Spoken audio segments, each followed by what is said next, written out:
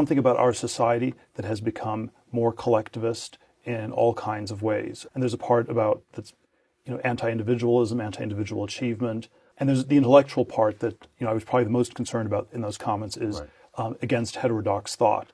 And so if you put an individual on too much of a pedestal and they have ideas that are different, maybe that's too dangerous. And I'm tempted to say it's a risk we do not want to take. There was something obviously with Charles Lindbergh where it went a little bit haywire. And so in the late 30s, he was rooting for Germany, essentially. Or it was neutrality, yes, but there's something about elevating individuals that is a risk. That is dangerous. Maybe there's an even greater danger in a society where heterodox thought is no longer allowed. This is you talking, Peter Thiel. There are two reasons I always describe myself as a libertarian. One is good, and one is bad. The good reason is that I believe in I believe in a lot of libertarian, classical liberal values. I think we should have less government, more individual rights, freedom.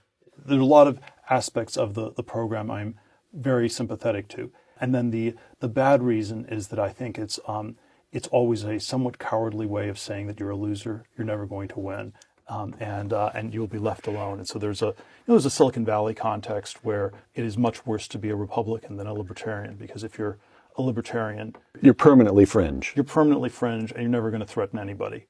I see. It was perfectly acceptable for me to support Ron Paul for president in 2008 and 2012. Much more dangerous to support Donald Trump. Right. And the conceit in a democracy, or even a constitutional republic like the United States, is somewhat majoritarian. That the majority is more right than wrong. The 51% is more right than the 49%. And it's the way you make certain decisions.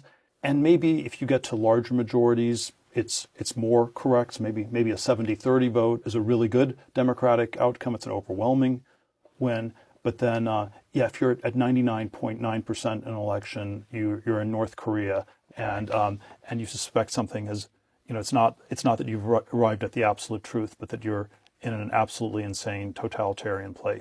If you sort of think of the West as having two philosophical traditions, sort of the Greco-Roman classical and the Judeo-Christian, the Greco-Roman rationalist Enlightenment tradition is somehow that there's some sort of community of wise people, the Royal Society of Science in the 17th century, that is somehow conducive to truth. And I think the Judeo-Christian one is always extremely skeptical. For a biblical scholar, I would sort of ask the question: is there a single incidence in which the unanimity of the crowd is right? I think it's always wrong. It's Joseph is right, his brothers are wrong. The Tower of Babel, everybody, it's the global crowd. It's